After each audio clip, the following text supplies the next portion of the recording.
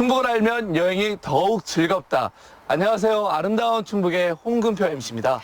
네, 충북의 먹과 맛을 안방까지 전해드리겠습니다. 안녕하세요. 아름다운 충북의 MC 김은빈입니다. 금표 씨, 오늘은 좀 저희가 특별하게 여행지를 소개해드리죠? 맞습니다. 오늘은 좀 특별하게 준비를 했는데요. 첫날은 제가 여행지를 소개를 해드리고 둘째 날은 안방마님 은빈 씨가 소개를 해드리는 걸로 준비를 했습니다. 사실 은빈 씨는 많이 떨리지 않겠지만 저는 처음이라 굉장히 많이 떨립니다. 그래도 오늘 정말 이곳은 이야기거리, 볼거리가 충분히 있기 때문에 그 점을 믿고 열심히 한번 소개를 해드려보도록 하겠습니다. 네, 알겠습니다. 자, 그럼 오늘의 여행지를 소개해드려야겠죠. 역사와 문화예술이 공존하는 곳, 여기는 청주입니다. 직지의 고장, 그리고 기록문화의 고장. 충북 청주에서의 특별한 이야기 지금 만나볼까요?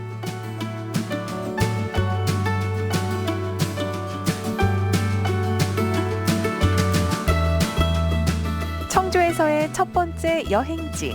이곳은 작품을 보관하는 창고 역할과 동시에 관람객에게 직관적으로 가닿게 하는 미술관. 국립현대미술관 청주는 국내 최초의 수장고형 미술관입니다. 제가 국립현대미술관에 나와 있는데요. 우리가 미술관 하면 눈으로 보는 거리가 좀 멀잖아요. 아니면 차단이 되어 있는 경우들이 참 많은데 여기는 입체적으로 볼 수도 있고 좀 더 가까이에서 볼 수 있는 그런 좀 특별한 미술관인 것 같습니다. 자세한 설명은 또 하기관님을 만나서 좀 들어보는 게 좋을 것 같아요. 하기관님 안녕하세요. 안녕하세요. 네, 이쪽으로 모시도록 네. 하겠습니다. 제가 국립현대미술관에 나와 있는데 여기가 2018년 12월에 개장을 했다고 들었습니다. 네, 맞습니다. 근데 네. 이곳을 부르는 또 다른 이름이 있다고 들었어요. 네, 이곳은 국립현대미술관 청주 미술품 수장센터라는 이름을 갖고 있는 공간입니다. 수장센터라는 이름에서 힌트가 될 것 같은데요. 국립현대미술관이 갖고 있는 컬렉션, 소장품을 일반 관객들이 좀 더 직접적으로, 좀 더 편하게 감상할 수 있는 그런 공간입니다. 어쩐지 제가 말씀을 들어보니까 제가 처음에 딱 왔을 때 뭔가 편안하게 작품을 조금 더 심도 있게 볼 수 있는 그런 공간인 것 같아요. 네네, 맞습니다. 그리고 이곳이 옛 연초 제조창 건물이었다고 들었거든요. 네네, 맞습니다. 네. 그 건물이 왜 미술관으로 바뀌었는지 또 이유가 있을 것 같아요. 네네.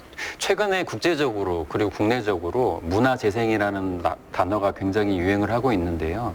그 예전에 굉장히 번창하고 사람들이 많이 모였던 공간이 시대의 흐름에 따라서 쇠락하고 쇠퇴해서 사람들도 떠나가고 공동화 현상이 생기는 도심의 지역들이 굉장히 많습니다. 그래서 최근에는 그런 이미 버려진 산업시설들을 다시금 재생을 해서 그 공간을 다시 사람들이 찾고 그 지역들이 발전할 수 있는 그런 형태의 프로젝트들이 굉장히 많거든요. 이 연초제조창도 1946년에 오픈을 해서 99년, 2000년 초반까지 이 지역 경제에 굉장히 핵심적인 역할을 담당했던 산업시설이라고 알고 있는데 2000년 이후에 연초제조창이 문을 닫고 다른 곳으로 옮긴 이후에 이 지역이 굉장히 쇠퇴했었다고 알고 있습니다. 그래서 국립현대미술관이라든가 이 공예센터들이 들어서면서 다시금 이 지역이 부흥하고 발전하고 관객들이 다시 찾는 굉장히 활성화된 공간으로 변신하는 그런 프로젝트라고 할 수 있습니다. 그렇군요. 청주 시민들에게는 문화 공간을 만들어주고 청주에게는 경제적인 이익까지 줄 수 있는 좀 의미 있는 공간이 아닌가 맞습니다. 싶습니다. 그리고 여기가 수장형 미술관이라고 하셨는데 이 수장형이라는 단어는 알긴 한데 수장형 미술관이라고 하면은 정확히 어떤 의미인지 잘 모르겠어요. 네, 일반 관객들이 들으시면 약간 생소할 텐데 최근에 많은 미술관이나 박물관들이 이렇게 수장형 미술 공간들을 만들고 오픈하고 있는데 이게 뭐냐면 박물관이나 미술관들이 갖고 해마다 수집하는 소장품들은 이제 해마다 늘어나게 되죠. 그 소장품들을 그 수장고에다 계속 쌓아놓는데 그 수장고에 이제 공간이 한계가 있습니다. 차게 마련이잖아요. 그래서 그 수장고 그냥 문이 닫혀 있고 폐쇄되어 있고 불이 꺼져 있고 온습도만 철저하게 맞추는 그런 공간을 이것들도 관객들한테 개방을 해서 미술관이나 박물관이 갖고 있는 소장품을 좀 더 많이 소개를 하자. 이런 의도입니다. 그러니까 미술관이 컬렉션을 소장할 수 있는 공간도 필요하고 이 컬렉션을 관객들한테 소개도 해주고 싶고 이 두 가지 목적이 결합이 돼서 이렇게 대형 공간에 미술관 작품을 소장을 하면서 동시에 관객들이 볼 수 있는 이런 수장형 전시 공간이 최근에 굉장히 많이 늘어나고 있는 추세입니다. 기존의 미술 작품 전시와는 조금 다른 모습인데요. 열린 공간에서 다양한 미술 작품을 자유롭게 감상할 수 있습니다. 특별한 동선이나 짜여진 틀이 없어 더욱 풍부한 상상력을 펼칠 수 있을 것만 같죠.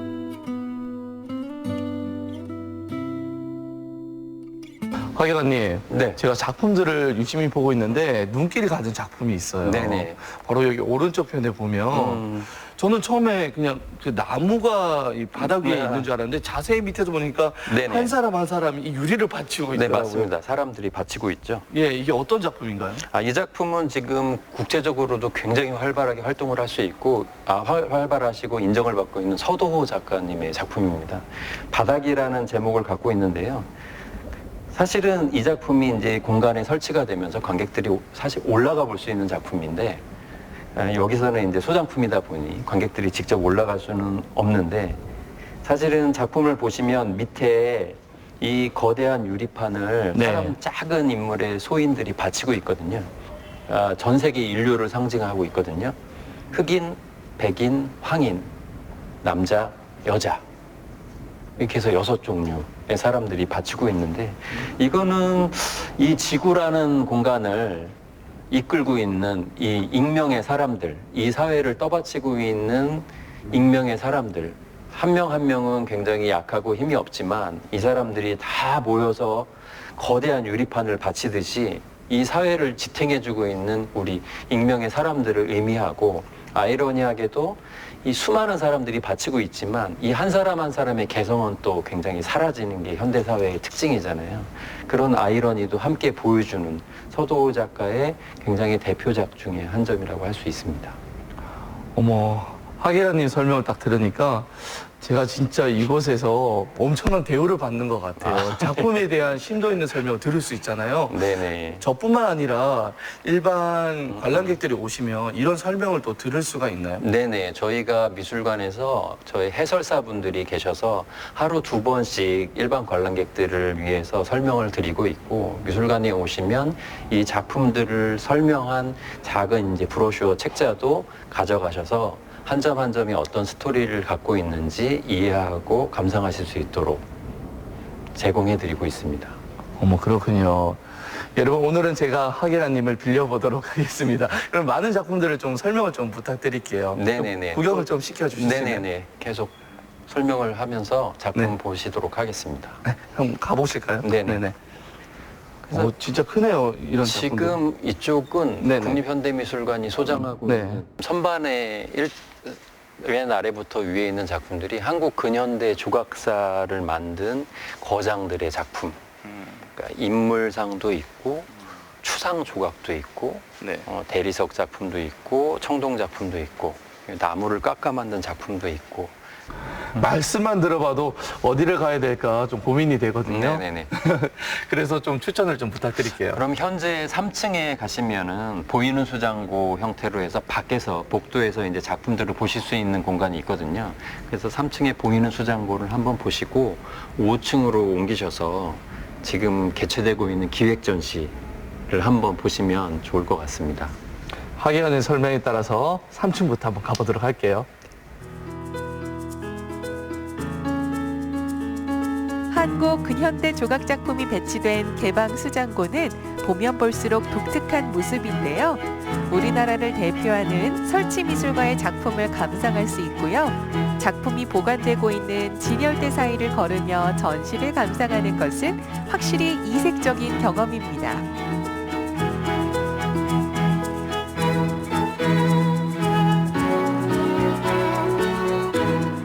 개방 수장고는 통유리 창을 통해 열린 공간, 열린 미술관의 모습을 보여주는데요. 이는 출입 제한 구역이었던 수장고의 안과 밖, 경계를 허물었다는데 의의를 둘 수 있습니다. 하계관님이 말씀하셨던 보이는 수장고가 혹시 여기가 맞나요? 네, 맞습니다. 지금 보이는 수장고는 1층부터 4층까지 다 각 층마다 있는데요. 지금 여러분들이 이제 뒤에 있는 작품들, 보이시는 작품들은 국립현대미술관이 소장하고 있는 미술은행 소장품을 볼 수 있는 보이는 수장고입니다. 아, 그렇군요. 그럼 이곳에서는 어떤 작품들을 또 볼 수 있을까요? 제가 미술은행이라고 말씀을 드렸죠. 네. 미술은행은 저희 국립현대미술관 소장품이랑은 살짝 차이가 있는 개념인데요. 미술은행은 국가에서 예산을 지원해서 대한민국의 젊은 작가들, 중견 작가들의 작품을 구입을 해서 공공기관에 굉장히 저렴한 가격으로 대여를 하는 기능을 갖고 있는 사업입니다. 그래서 작가들도 지원하고 일반 관객들은 공공기관에서 예술작품을 감상할 수 있는 그런 목적을 가지고 만들어진 프로젝트고요. 지금 3층에 있는 공간은 보이는 미술은행이 소장하고 있는 작품을 볼 수 있는 개방형 수장형 공간과 보이는 수장고 이렇게 두 가지 형태로 운영이 되고 있습니다. 아니, 그런데 이 가까이서 보면 되는데 이렇게 유리를 통해서 볼 수 있게 만든 또 이유가 있을 것 같아요. 1층 같은 경우에는 조각 작품들이라서 좀 더 환경에 좀 덜 민감하고 관리하기에 좀 더 용이한 작품들이 1층에 있고 그래서 관객들이 직접 들어가서 이제 보실 수 있는 거고 사실 회화 작품이나 종이 작품이나 사진 작품들은 굉장히 환경에 민감하고 취약합니다. 그래서 일반 관객들이 수장고 안에 들어와서 보시기에는 좀 굉장히 위험하고 어렵기 때문에 외부에서 관객들이 유리를 통해서 보실 수 있도록 만든 공간이 바로 그 보이는 수장고라고 생각하시면 될 것 같습니다. 그렇군요. 제가 생각하기에도 그런 장점도 있고 작품을 또 오래 보관하려면 이렇게 또 관리하는 것도 또 좋은 방법인 것 같습니다. 네, 맞습니다. 그러면 여기 3층에는 이 보이는 수장고밖에 없는 건가요? 3층 공간은 미술은행 작품을 볼 수 있는 개방형 수장고와 보이는 수장고가 있고 3층에 이제 한쪽으로 가시면 보이는 보존 과학실이라고 해서 지금 저희 미술품 수장센터에는 작품들도 보관돼 있지만 이 작품들이 문제가 생겼을 시에 이 작품들을 처리하는 이 보존과학 공간이 굉장히 많이 차지하고 있습니다. 그래서 일반 관객 여러분께서 보존과학이 어떻게 이루어지는지 볼 수 있는 소개하는 영상도 볼 수 있고요. 1시부터 3시까지는 이 보이는 보존과학실에서 이 전문가들이 어떻게 작품들을 연구하고 수복하는지를 잠깐 엿볼 수 있는 공간도 있습니다. 그동안 보기 힘들었던 미술 보존 처리실과 유화 보존 처리실, 유기, 무기 분석실 등 보존 전문 공간인 보이는 보존 과학실에선 전문가들이 선보이는 미술품 보존 처리 과정을 직접 만나볼 수 있습니다.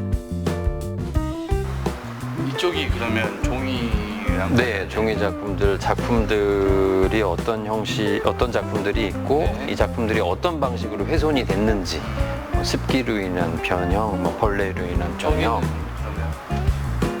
와, 화기관님, 여기는 보존과학실을 한눈에 볼 수 있게 만들어져 있는 것 같아요. 네, 맞습니다.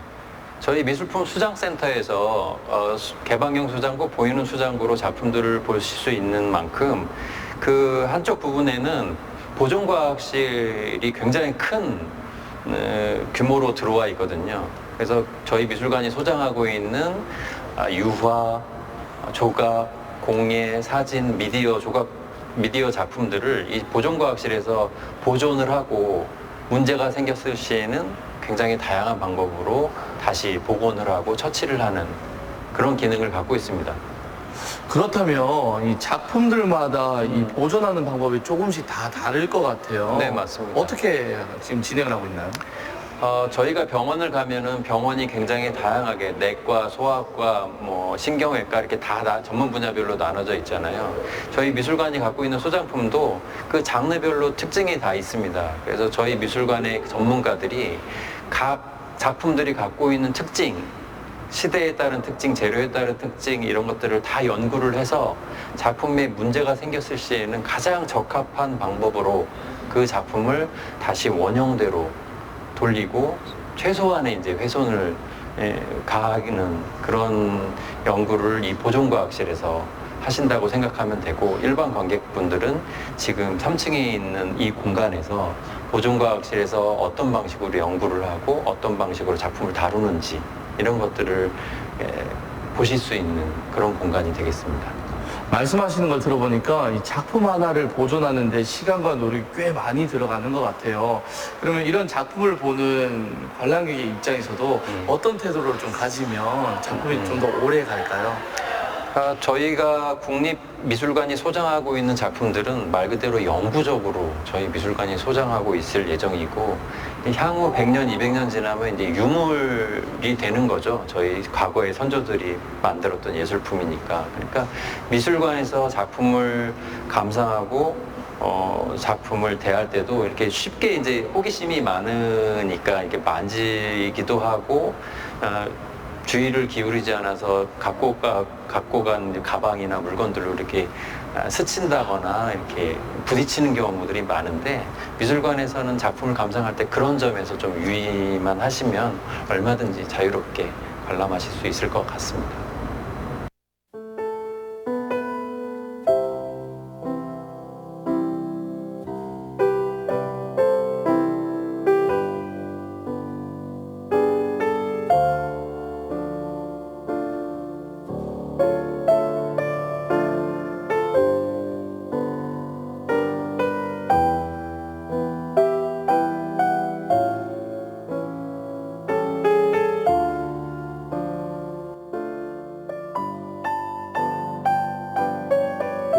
지금 소개하는 공간은 5층에 있는 기획전시실인데요. 1층부터 4층까지 저희 국립현대미술관이 갖고 있는 소장품을 소개하는 공간이었다면, 5층 같은 경우에는 관람객 여러분께서 미술관에 가시면 접하게 되는 공간, 기획전시 공간인데, 소장품 외에 굉장히 다양한 작품들, 미디어 작품들, 사진 작품들, 회화 작품들, 동시대 작가의 작품들이 다양한 주제 하에 이제 묶여서 보여지는 공간입니다. 그래서 지금 여러분께 소개해드린 이 공간은 이 기획전시실의 마지막 공간인데, 작년에 이중섭 미술상을 수상한 김을 작가의 드로잉 작품입니다. 총 1200여 점의 작품으로 이루어진 대형 작품이라고 할 수 있습니다. 제가 작품을 계속 보니까 이거는 이런 의미가 있는 것 같고 저거는 저런 의미가 있는 것 같고, 통일성이 제가 봤을 때는 좀 없는 것 같아요. 어떤 의미가 있을까요? 뒤에 있는 그 김을 작가 선생님은 하루 거의 24시간 내내 작품만 생각하면서 작업실에서 꾸준히 작품을 생산하시거든요. 굉장히 왕성하게 작품을 생산하시는데, 사실은 우리도 우리 자신을 생각해 봤을 때 하루에 수많은 생각들을 합니다. 수많은 것들을 보고 수많은 것들을 생각하고 수많은 사람들과 관계를 맺고 무엇을 할 것인지를 끊임없이 생각하잖아요. 김을 작가는 그 자기에 대한 생각들이 이제 드로잉이라는 형태로 이제 나타나는 거죠. 그래서 뒤에 있는 작품들은 사실은 하루에 이루어진 사건일 수도 있고, 10년에 이루어진 사건일 수도 있고, 그 수많은 얘기들이 이렇게 그림 형태로 이제 나타난 겁니다. 그래서 예술가들이 예술 작품을 통해서 자기의 생각을 막 투영을 시키는 거죠. 하 기관님의 말씀을 딱 들으니까 미술품 소장센터는 꼭 와야겠다라는 생각이 들어요. 네네. 그럼 여기 오려면 언제 개방을 하는지 알아야 될 것 네, 같아요. 저희 미술품 수장센터는 매주 월요일이 휴관일이고요. 화요일부터 일요일까지 오전 10시부터 6시까지 오픈을 합니다. 그러니까 관객 여러분께서 언제든지 찾아오셔서 작품도 감상하시고 편한 휴식 시간이 되셨으면 좋겠습니다. 제가 미술품 소장센터에 와서 작품들을 구경을 해보니까요, 정말 아무 편견 없이 날 것 그대로를 볼 수 있어서 참 뜻깊은 시간이 아니었나 싶네요.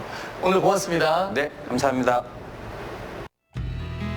세계에서 가장 오래된 금속 활자본이 간행된 청주 흥덕사지에 세워진 곳. 우리나라 유일의 고인쇄 전문 박물관입니다. 제가 지금 나와 있는 이것은요, 청주의 역사에서 빼놓을 수가 없는 곳입니다. 청주하면은 직지의 고장, 기록 문화의 고장이라는 말 많이 들어보셨죠? 그만큼 이 말과 굉장히 관련이 깊은 곳인데요. 어떤 곳인지 지금 저와 함께 가보시죠.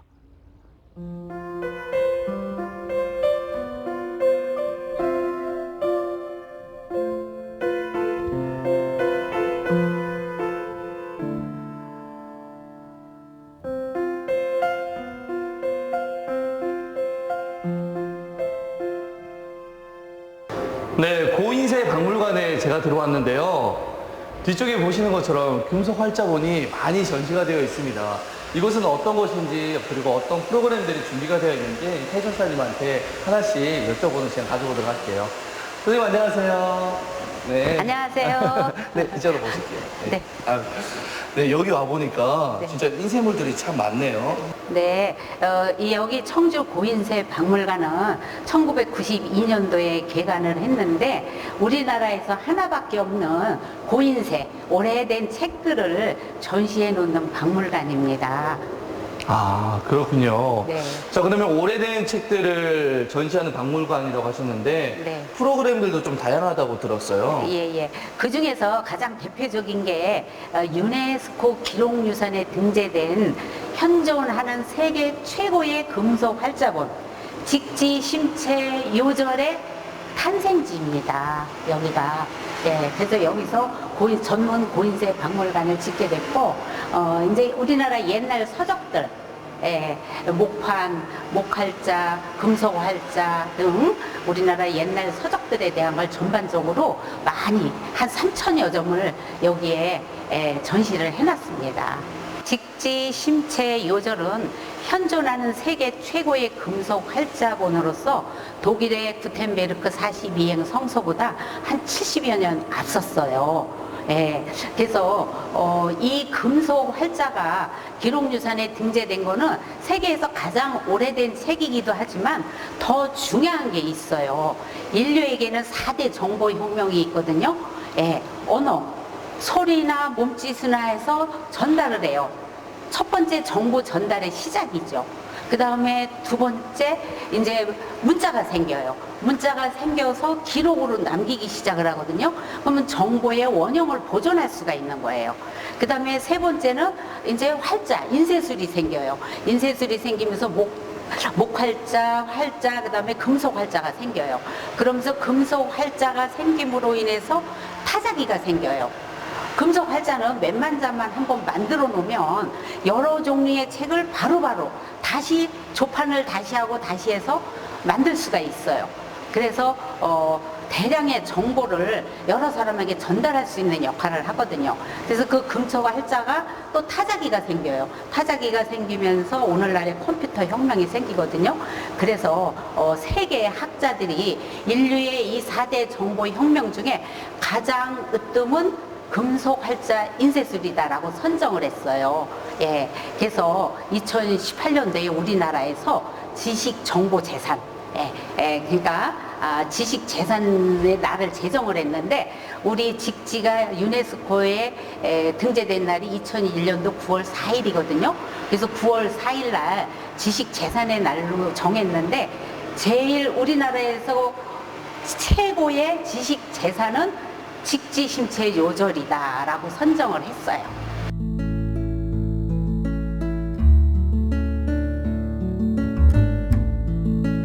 교육의 도시 청주의 역사문화 속에서 탄생한 직지를 다양하게 만나볼 수 있는 고인쇄 박물관. 직지 심체 요절을 주제로 구성된 만큼 청주와 직지, 직지의 탄생과 여정, 영원히 빛날 직지 등 총 7개 구역으로 꾸며졌습니다.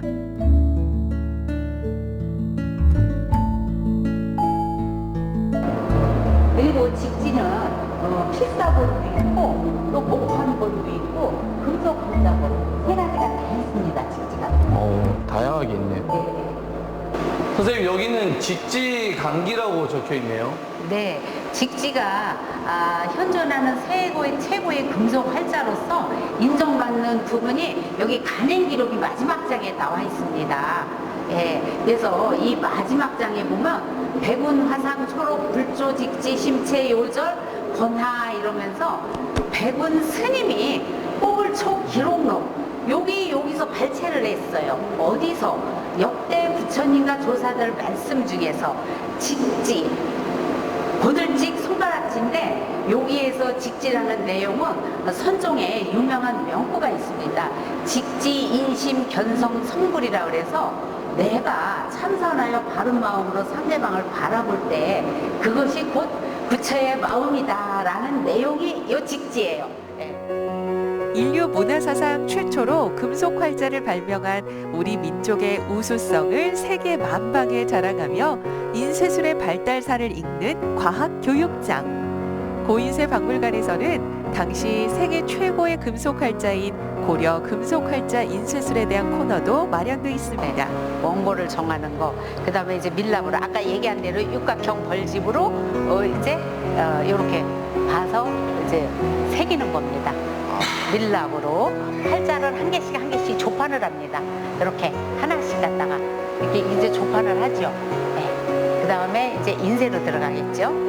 선생님, 여기에 고인쇄 박물관이 설립된 이유가 있다면서요? 네, 직지가 1972년도에 알려졌는데 간행 기록에 청주 목의 흥덕사라고 했는데 이 흥덕사가 기록이나 문헌에 전혀 없었어요.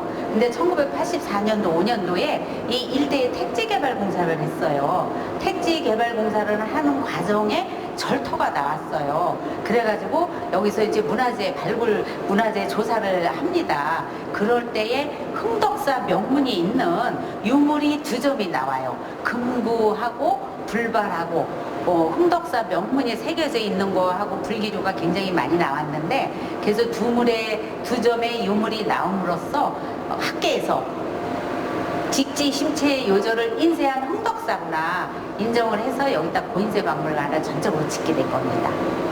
그래서 여기에 고인쇄 네. 박물관이 설립이 된 거였군요. 네. 그러면 이제 흥덕사지가 네. 어떤 곳인지 좀 궁금하네요. 네, 언제 생겨서 언제 없어졌는지는 모르는데 고려시대의 절터로서 백운 스님이 쓰신 직지심체 요절을 그 제자인 석찬하고 달잠이 바로 이 흥덕사에서 금속활자로 인쇄한 곳입니다. 2001년 유네스코가 선정하는 세계 기록유산으로 등재되기도 한 직지.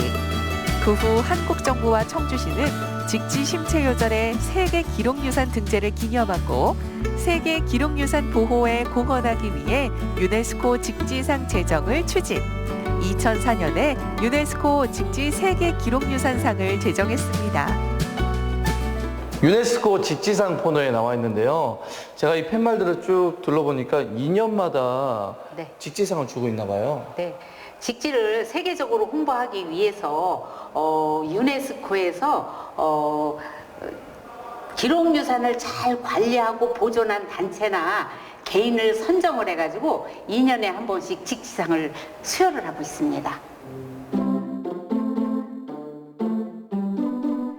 이곳은 동서양의 옛 인쇄 문화를 소개하는 공간으로 일본, 중국의 인쇄 문화와 더불어 구텐베르크 42행성서로 대변되는 유럽의 인쇄 문화를 만나볼 수 있습니다. 또한 우리나라의 목활자 조판, 목판 제작, 한지 제작 등 앞서 보지 못한 다양한 인쇄 관련 전시물도 살펴볼 수 있답니다. 선생님, 직지가 발달을 하면서 오늘날의 언어가 생겼듯이 네. 서양의 인쇄 문화가 발달하면서 참 많은 변화들이 생겼을 것 같아요. 네, 독일의 구텐베르크 42행 성서는 우리 직지 심체 요절보다 70여 년 뒤 늦었음에도 불구하고 서양에서 커다란 혁명을 일으킵니다. 르네상스, 종교개혁, 산업혁명, 시민혁명 등이 일어나면서 인류가 획기적으로 발전할 수 있는 계기가 됩니다. 그렇군요. 동서양을 막론하고 정말 인쇄 문화가 참 중요한 역할을 한다는 걸 느낄 수 있었습니다. 지금 시간 보니까 거의 다 된 것 같은데. 아, 금표 씨 올 시간 안 됐어요? 왜 이렇게 하나, 진짜? 아유, 은비 씨. 아유, 여기서 보니까 반갑네. 느꼈어요. 아니, 내 말 좀 들어봐요. 제가 이 청주를 소개하느라 여기 소개하고 저기 소개하고 고기 소개하고 조기 소개하고 어쩌다 보니까 이렇게 늦었어요. 뭐 청주를 소개하느라 늦었다니까 제가 네. 할 말은 없지만 네, 일단 지금 늦었으니까 우리 배고프잖아요. 아, 난 혼낼 줄 알았는데 또 그쵸. 먹을 것 주려고 하는군. 아우, 세상에, 아유. 은비 씨. 청주의 맛부터 일단 소개해보죠. 아유, 알겠습니다. 네, 빨리 들어가 보시죠.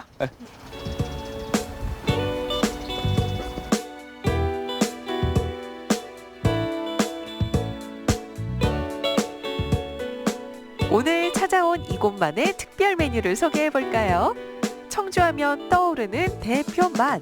말 그대로 짜글짜글해질 때까지 많이 졸일수록 맛있다는 짜글이 되겠습니다. 은비 씨, 네. 이런 맛집은 처음이에요. 정말 놀랬죠? 아니, 음식이 벌써 연기가 저한테만 와요. 이게 바로 청주의 네. 대표 음식 짜글이라는 거예요. 그러니까 제가 이제 청주 지인들한테 청주는 뭐가 제일 맛있어? 이렇게 물어보면 가장 먼저 얘기하는 음식이 바로 짜글이. 근데 그 짜글이를 아주 맛있게 하는 집이 바로 이 집입니다. 아, 그분이 바로. 사장님. 네, 사장님 저 진짜 짜글이를 제가 청주에 와서 몇 번 먹어봤는데도 되게 그 짜글이라는 그 이름이 전 되게 궁금하더라고요. 왜 짜글이라는 이름이 붙여졌는지. 글쎄 어릴 때 이 할머니께서 할아버지를 기다리려면 한우불에다가 찌개를 자글자글 끓이더라고요. 그 생각을 해가지고 제가 이름을 졌어요. 그러면 사장님이 지금 짜글이라는 이름을 네, 제가- 지으신 거예요, 처음에? 예. 와, 대단하다. 짜글짜글 소리 나는 대로. 소리 나는 대로 그럼 짜글짜글 예, 짜글 이런 소리가 나서 짜글이라는 이름을 예. 붙여주신 거구나. 와, 진짜 맛있겠죠. 네. 보통 음식점을 가면 이 이름이 어떻게 된 거에 서 유래는 드는데 그걸 네. 지으신 분은 처음 처음이었어요, 처음이에요. 그러면 이 음식을 더 맛있게 먹는 방법도 알고 계시겠네요. 있죠. 식당은 사람들이 이제 배가 고파서 오잖아요. 그죠? 네. 근데 우리나라 습성이 사람들이 대부분 기다리는 걸 잘 못해요. 그죠? 맞아요. 그래서 이게 좀 졸여야 맛이 나는데 배가 고프니까 그냥 드신다고요. 그래서 이 쌈을 싸서 드시면서 이 찌개가 끓이도록 기다리라는 뜻에서 이 쌈을 내놓는 거예요. 그러면 쌈을 싸먹는 방법이 따로 있나요? 그냥 여기 야채에다가 이제 자기가 한번 넣어주세요, 원하는 사장님. 한번 싸드려볼까? 아유, 뭐 싸주신다면 거절은 안 하죠. 뭐. 일단은 상추하고 깻잎이 올라가요. 예. 그리고 이 파절이. 그리고 저희 업소는 이 음식을 해놓지 않아요. 그때그때 이렇게 만들어가지고 그 자랑할 건 없는데 그게 자랑이에요. 그럼 되게 신선하게 먹을 수 있겠네요. 예. 절대로 음식을 해놓지 않아요. 손님이 오면은 저 그 고기 봐. 즉시. 제가 한번 드셔. 그 밥 없이 고기만 이렇게 딱. 예, 뜨거우니까. 아유, 저 귀하게 좀 자라가지고 또 예쁜 사장님 먹여주시면 또 맛있을 것 같아가지고. 내가 남편도 안 싸주는데. 아유, 사장님 죄송합니다. 아들 같은. 네, 아들이라서. 네. 와. 저는 진짜 이 짜글이찌개를 밥에만 그냥 기다렸다가 먹었지, 비벼서 먹었지. 이제 나중에 줄인 다음에 쌈 싸먹는 거 처음 먹어요. 밥에다 이렇게 비벼 드시면 맛있어요. 이게 그 느낌이에요. 일반 우리가 삼겹살을 그 쌈에다가 올려서 먹잖아요. 네. 근데 그런 느낌인데 고추장 삼겹살입니다. 고추장 삼겹살. 근데 뭔가 이상하게 새콤달콤하면서 고기가 구운 게 아니라 이게 육즙이 있다 보니까 이게 촉촉하고 부드러워요. 되게 쫄깃쫄깃한 것 같다. 이 탄력이 탱글탱글 부드러워요. 맛있겠다. 아니, 선생님, 저 근데 한 가지 더 궁금한 게 있어요. 예. 이건 제가 이게 개인적으로 여쭤보는 건데, 사실 이 짜글이 고기가 어떤 고기 쓰는지 저 되게 궁금하더라고요. 저기 있죠, 국자. 국자. 이게 아무리 끓여도 기름이 뜨질 않아요. 이거 봐봐요. 너무 신기해요. 왜 그러냐면 이게 이제 그 가장 이 발달된 발목 사태. 사태. 예, 알사태만 쓰고 있어요. 그리고 이제 이 고기도 그 한 곳 농장만 농장도 여러 군데 거래를 해요. 컨택해서 이렇게 절대 하는 게 그러지 아니라 않아요. 한 예, 곳만. 이거를 저기 1년씩 계약을 해가지고 그 집 고기만 사용하고 있어요. 그래서 맛이 다른 거. 그리고 아침마다 요 고기를 전 직원이 40분을 쓸어갖고 운영을 해요. 쉽지 않은 일인데. 네, 그거 보여달라면 보여드릴게요. 이게 네네. 그냥 눈으로 보셨을 때는 생고기. 김치찌개 같은 느낌이 드는데 아니요, 전혀 달라요. 어우, 깜짝 놀랐어요. 김치를 넣으면 안 돼요. 김치찌개는 누구나 먹을 수 있어요. 근데 이 짜글이는 고기를 위해서 이렇게 야채하고 줄이기 때문에 김치를 절대 사용하지 않아요. 맛이 맛있어. 제가 먹어보니까 이게 식감 자체가 이 삼겹살을 쌈에 싸먹는데 삼겹살에 이거는 이제 탕에다 끓이는 거잖아요. 촉촉하면서 이게 식감이 탱글탱글한 게 계속 들어가는. 그래요? 예. 진짜 맛있나 보다. 진짜 맛있어. 이런 거는 알려야 될 것 같아요. 그리고 고기가 뭔가 특별한 게 있나 봐요, 사장님. 네, 그때 그 돼지 발목 고기 있죠. 왜? 거기 운동량이 가장 많은 곳으로 해가지고 아무리 끓여도 기름도 안 뜨고 그러네요, 이렇게 쫀득쫀득한 맛을 내고. 와, 진짜 이러니까 맛있을 수밖에 없네요.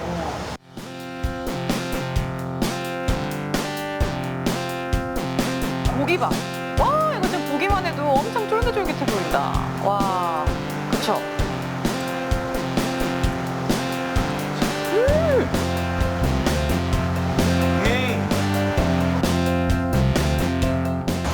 진짜 이렇게 직접 먹어보니까요. 네. 고기 자체가 질도 너무나 좋고요. 이제 음식 궁합이라는 게 있잖아요. 진짜 맛있는 것 같습니다. 자, 이렇게 맛이 있는 만큼 사장님께서 자랑할 거리가 되게 많을 것 같아요. 그렇죠. 네. 그래서 준비했습니다. 아름다운 중국에서 준비한 야심찬 코너 60초 PR 시간입니다. 네. 사장님! 예, 제가 잘하는 건 없고요. 이제 제가 시부모를 모시고 살았어요. 그래서 우리 아버님이 돼지고기를 엄청나게 좋아하셔요. 그래서 시아버지 끓여드리던 찌개를 그대로 재현한 거예요. 그리고 이제 제가 주인인데 주인이자 주방장입니다. 그리고 저희는 이 밑반찬도 해놓지 않고 손님이 오면은 2인분이면 2인분, 3인분이 오면 3인분을 묻혀내요. 그래서 이 냉장고에 들어간 음식은 맛이 안 나요. 그래서 요식업 잘하는 집도 많지만은 나름대로 노력을 많이 하고 있어요. 역시 이래서 맛있을 수밖에 없네요. 정말 사장님 오늘 감사하게 정말 맛있는 음식 주셔서 저희 너무 잘 먹고 갑니다. 감사합니다. 와, 은비 씨, 오늘 저희가 머무는 숙소가 고택이네요. 네, 맞아요. 저도 처음 와보는데 초가지붕이면서도 옛 모습 그대로를 감직한 한옥. 되게 멋있는데요? 딱 좀 기대되네요. 고풍스럽다. 맞아요. 와.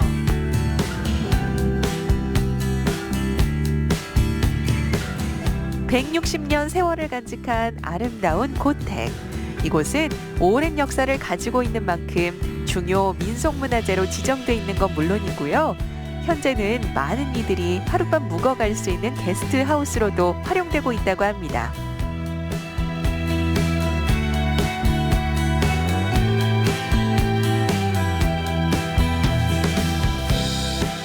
홍금표가 소개해드린 청주 여행 어떠셨나요?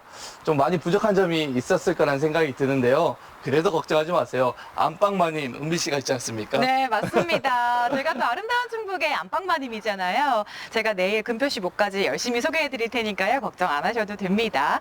자, 그러면 저희는 내일 봐요. 안녕.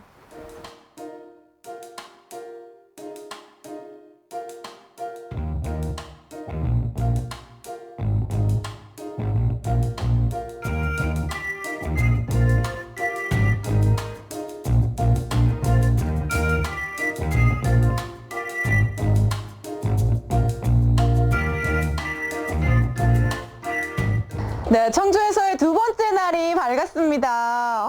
진짜 너무 상쾌하고요.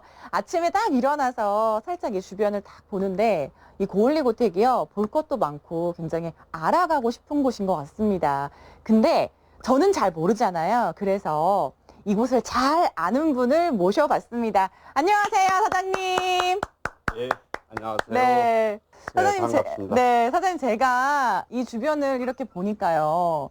굉장히 좀 볼 것도 많고 좀 되게 아름다운 곳인 것 같아요. 네네. 네. 제가 알기로는 이 중요 민속문화재로도 등록이 되어 있는데 조선시대 고가죠. 네, 그렇습니다. 근데 이 한옥 게스트하우스가 사실 많이 없잖아요. 어떻게 좀 이렇게 활용하게 되신 거예요? 처음에는 국가지정문화재로다가 인정을 받아가지고 1983년도에 인정을 받았거든요. 근데 사람들이 보러 와서 굉장히 어려워해요. 여기 사람이 살고 있으니까 다 들어와서 볼 수가 있는데, 그래서 방안 중에 하나가 게스트하우스하고 차례도 한 잔 마실 수 있는 공간을 같이 열자. 그래야지 사람들이 더 많이 보지 않을까. 그런 의미에서 이렇게 열게 되었습니다. 그렇군요. 굉장히 좋은 취지에서 이렇게 시작을 하신 것 같아요. 네네. 그러면 외국인 관광객이 훨씬 더 많아지겠네요? 많아졌겠네요? 많이 오고 있습니다. 뭐 영국이나 독일, 네덜란드 이런 데서 에어비앤비가 이제 국제적인 숙박업소를 알려주는 곳이거든요. 거기에 등록을 해놓고 나고서부터는 외국인들이 배낭 메고 여기를 자주 들리고 있어요. 그리고 처음보다 지금은 외국인이 국내인보다 한 3분의 1 정도 차지한다고 볼 수 있죠. 국내에서도 보기 드문 한옥만의 풍경. 고택의 멋스러움 뿐만 아니라 주변 자연경관도 뛰어나서 특히 한국을 방문하는 외국인들에게 인기가 좋은데요. 한국의 전통을 제대로 체험할 수 있는 좋은 기회가 되고 있습니다. 사장님 지금 언뜻 보기에도 나무가 되게 멋있거든요. 네네. 수령이 되게 오래됐나 봐요. 네, 향나무는 한 수령을 450년 이상을 보고 있고요. 또 누워져 있는 나무는 해화나무라고 하는데 400년 이상 보고 있습니다. 450년, 400년. 그 안에 들어가 있는 이런 역사나 이야기가 되게 많을 것 같아요. 네. 그 시간만 봐도. 곧게 자란 나무가 향나무인데요. 향나무는 그전서부터 이제 제사 지낼 때 향불을 쓰기 위해서 가정에서 많이 길렀거든요. 그런데 누워져 있는 나무는 해화나무라고 그래요. 보통 가정에서는 이게 구하기도 힘들고 기르기도 힘든 나무입니다. 임금이 자기 신하한테 손자나 아들을 보았을 때 이 나무를 하사한다고 그래요. 이유가 뭐냐 하면은 이 나무 열매가 아주 잘게 이렇게 열리거든요. 그것을 따가지고 기름 짜가지고 공부 열심히 해라. 그래가지고 내 밑으로다가 보내라. 또 자식 번성, 이 잔열매 잎사귀도 잘고 열매도 자라요. 그게 그냥 다복하게 붙어 있거든요. 그래서 자식 번성 이렇게 의미를 가지고 있습니다. 아주 귀한 나무 중에 하나죠. 그러니까요. 그냥 그 당시에 임금이 이렇게 하사한 나무면 굉장히 또 의미가 깊겠는데요, 진짜. 하사했다라고 하는데 여기까지 뭐 직접적으로 하사가 됐겠어요? 그래도 굉장히 이게 볼 때마다 나무 하나라도 이야기가 있어서 네. 굉장히 이렇게 이야기 듣는 것도 되게 재밌는 것 같아요. 네, 그런 내용들을 가지고 있습니다. 네.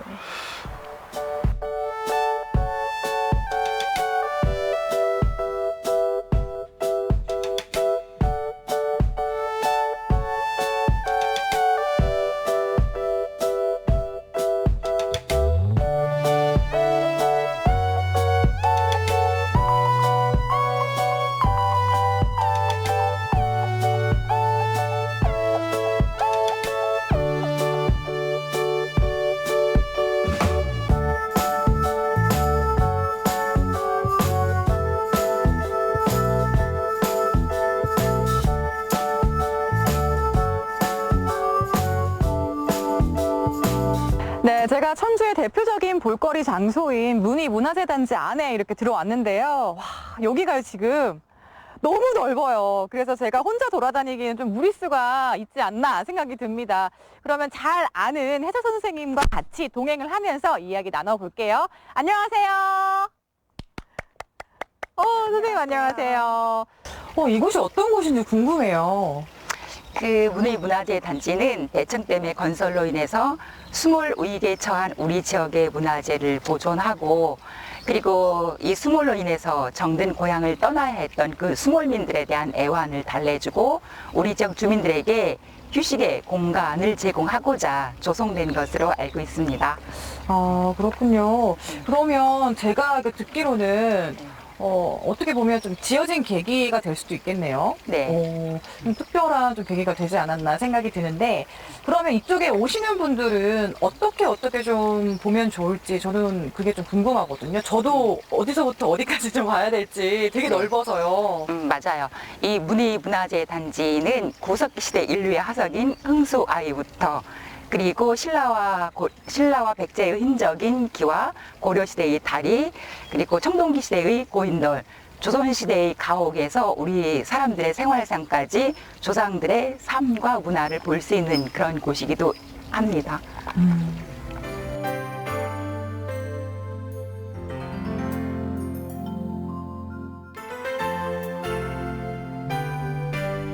이곳은 구석기 시대의 문화 풍습 등을 전시 자료를 통해 알아볼 수 있고 구석기 시대의 석회암 동굴 유적인 두루봉 동굴을 볼 수 있는 동굴 박물관입니다.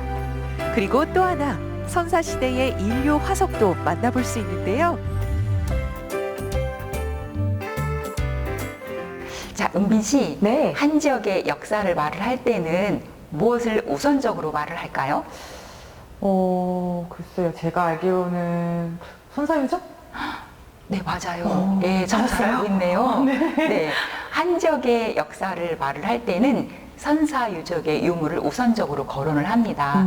일단은 그 지역에 선사유적이 있다는 것은 그만큼 오래되었다는 것을 알 수가 있잖아요. 네. 그리고 오래되었다는 것은 그 지역이 인간이 삶을 살기에 적합한 환경을 가지고 있다고 말을 할 수가 있어요. 오, 그렇구나.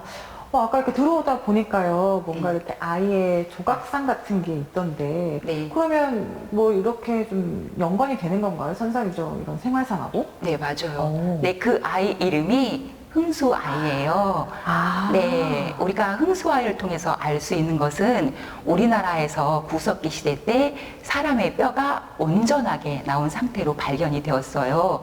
그리고 흥수아이를 통해서 그 옛날에 사람들이 사람의 뼈를 그냥 아무데나 버린다든가 묻는다든가 그렇게 하지 않고 바로 장례문화, 매장문화 그런 것을 흥수아이를 통해서도 알 수가 있습니다.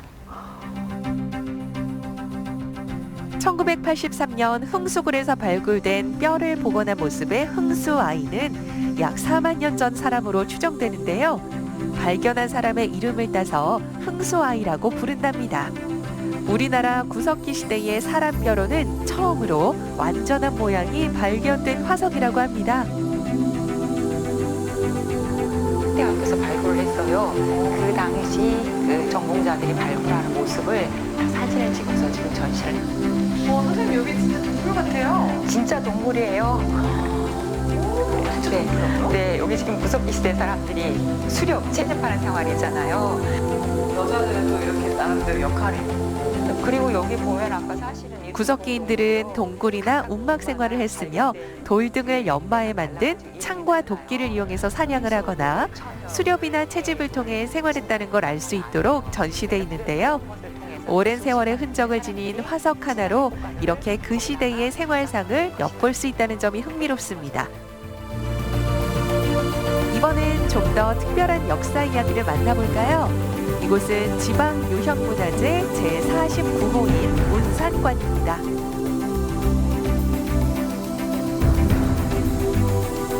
선생님, 여기는 뭔가 특별한 공간이었을 것 같은데 어떻게 쓰였던 공간인가요? 네, 여기는요, 문의의 객사 운산관이라고 하는데요. 이곳에서는 고려와 조선시대 때 각고을에 있었던 관사이고요. 그리고 중앙에서 내려온 사신이 거처하던 곳이에요. 그렇군요. 그러면 어떤 분들이 이렇게 이용을 하셨던 거예요? 이곳에서는 일단은 저 정당에 그 전패를 안치를 했어요. 전패라는 것은 오늘날 왜 관공서에는 초상화 있잖아요. 네. 왕의 초상을 대신해서 나무에다가 전자를 새긴 나무패예요.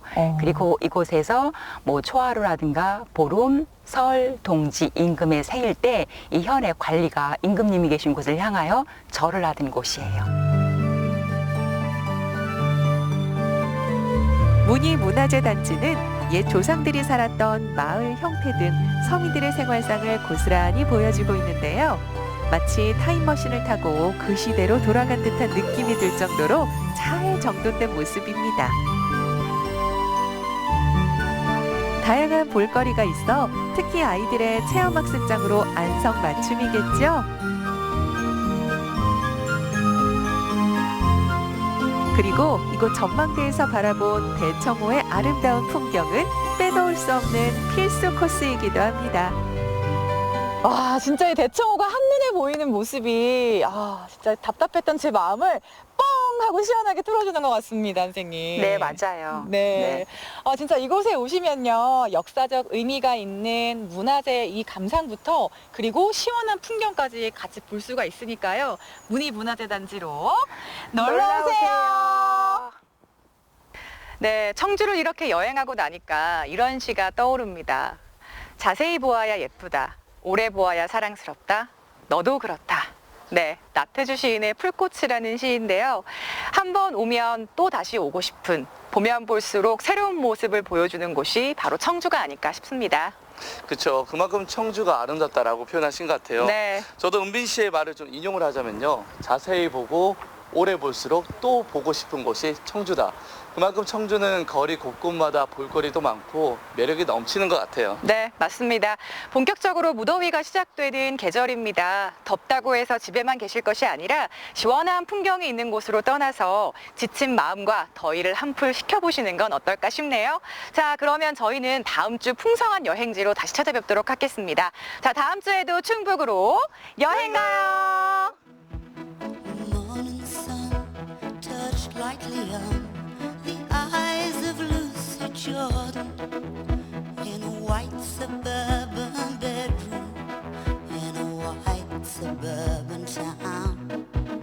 As she lay there neath the covers, dreaming of 1,000 lovers, till the world turned to orange and the room went spinning round. At the age of 37, she realized she'd never ride through Paris in a sports car with the warm